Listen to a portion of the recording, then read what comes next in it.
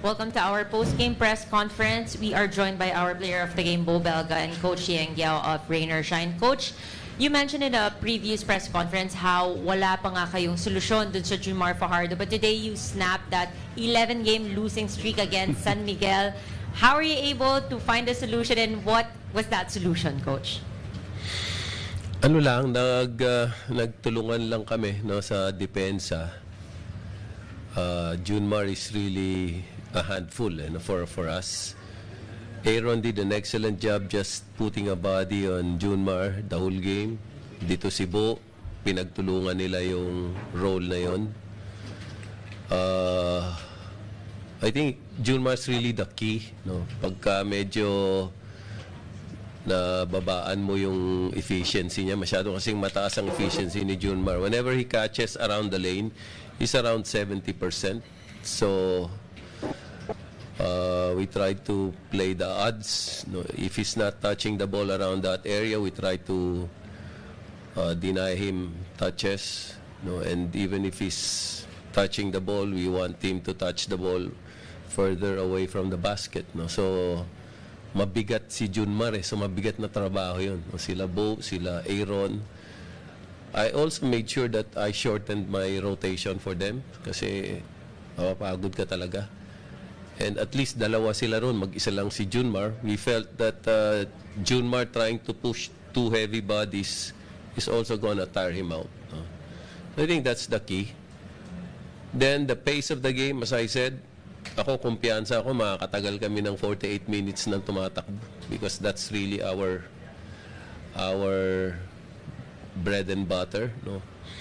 So sila, medyo sanay sila na half-court set, si Junmar hinahanap sa half-court. I felt confident na kaya naming sustain no, yung pace ng laro. And yun nga, San Miguel might not be able to do that because that's not really their style of play. So yun lang, no? Played good defense. We got contributions from all the people we put in. No, maganda yung contributions ng lahat ng ipinasok namin. So it's really team effort. Nangyari din, no? After matagal na panahon na nakachamba rin kami. No? Tagal na nung panahon na yun. Pero ang importante sa amin, we have a chance for first place in our group. No? So if we are able to finish that job on Monday, siguro it's a better place in the quarterfinals. No, it could be a better matchup for us. No? So yun lang. Coach, you already mentioned about good contributions from your players. At least 6 ata double figures in scoring.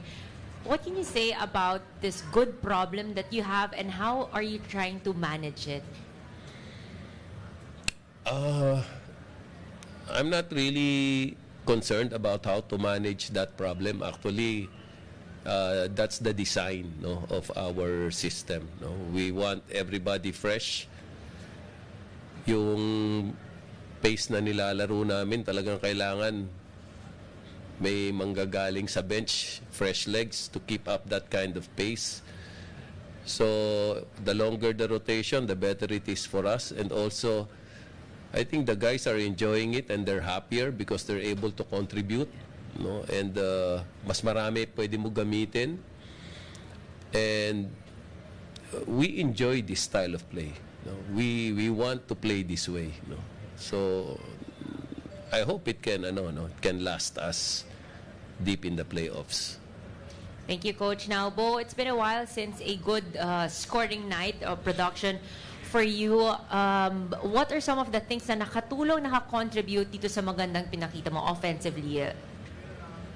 Hindi, when it comes to offense naman kasi, tulad nga sabi ni Coach, hindi mo alam kung sino yung sa amin kung sino yung maganda lalaro in any given night And ako, hindi ko pinoproblema yung offense ko kasi nga, ang nagiging role ko ngayon is to relieve Aaron. Pagpahingayin si Aaron, make some good minutes, contribute kung meron. Kasi ako, ang nangyayari sa amin ngayon, pagka na-rebound ko, pinasa ko sa kanila hanggang half court na lang ako Nirarat-rat na ng mga bata So, Hindi na ako. If there's a chance na mga tira, then okay. Kaya ngayon, meron kami mga half score set. Nahahanap nila ako sa right place. And I've been trying to contribute in any hindi lang on offense. Sabi nga ni coach sa amin kahapon, i-contain lang si Junmar. Dalawa kami. Actually, dapat 3. Wala lang si Kitnyo kasi nga may sakit. Dalawa kami ni Aaron na magpapalitan kay Junmar. So, talagang lang namin. Trinabaho namin ni Aaron. Pahirapan ng si Junmar. Hindi mo naman totally may stop yun eh. Malimit mo lang yung efficiency ni Junmar. Na-mention mo na yung mga bata. Gaano ka-infectious yung energy nila na nahahawa or na-aapektuhan kayong mga veterans? Hindi, kasi naman yung style ng laro namin is ganun talaga. Kumbaga, kahit sa practice ganun kami kahit sino, inbound, takbo, dire-diretso. Actually, kung kami sa veterano, gusto namin slow pace lang diba? Pero hindi And ang nangyayari sa amin, kami ng mga veterano, kami yung nahahatak ng mga bata sa fast pace. So, nag-i-enjoy sila. Kailangan namang hindi kami sumabay, di ba? So, nag-i-enjoy sila, nag-i-enjoy kami. So, talaga magko-complement yung buong team na maganda yung samahan namin. Yun yung isa sa sikreto siguro namin.